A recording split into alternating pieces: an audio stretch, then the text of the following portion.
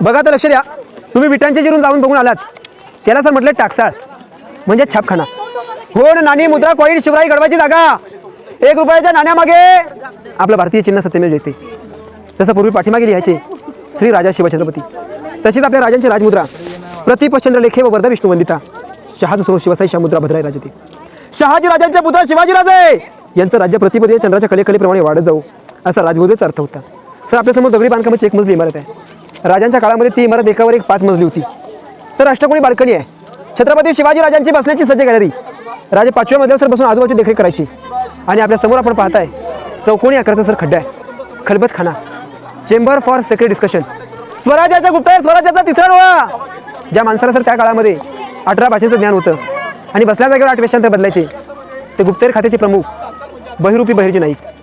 कुठला पण गडकिल्ला जिंकायचा असेल ना सर, शत्रूच्या ताब्यात असू दे, घाबरायचं नाही. त्यांच्या वेशांतरामध्ये जायचं, तिथली बातमी गोळा करायचे आणि ती बातमी घेऊन इकडे राजांपर्यंत पोहोचवायची. साधी सोपी गोष्ट नव्हती आणि ते काम बहिर्जी नाईक करायचे. म्हणून सांगतो, गुप्तहेर पाहिजे तर बहिर्जी सारखा.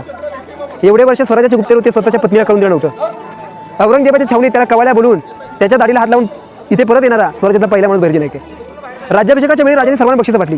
राजांना बहिर्जीला बक्षीस वाटायचं होतं, पण वाटू शकत नव्हते, कारण जर बहिर्जीला बक्षीस वाटलं तर स्वराज्याच्या नजरेत येईल ना. बातम्या कुचवायचं काम हा माणूस करतोय. मग बहिर्जी एवढे हुशार, राज्याभिषेकाच्या वेळी एका भिकाऱ्याच्या वेशांतरामध्ये येऊन सदैमध्ये बसले होते. त्यांची रूम आज त्या ठिकाणी आहे. बरेचसे शिवभक्त ते चौथऱ्यावर चढतात आणि त्या कोपऱ्यातून खाली उतरते. बघा त्या कोपऱ्यामध्ये यायला करा, जमिनीमध्ये 8x10ची रूम आहे.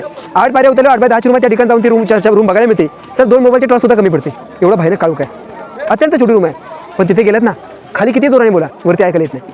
जी हवा तुमच्या एसीच्या रूमला नाही आहे ना, ती हवा त्या छोट्या रूमला आहे. आजही अनुभवायला मिळते. बघायची असेल, शिवभक्त जातात तिथून जाऊन बघून घ्या आणि मग राजांच्या सदैवर आपण जाऊ.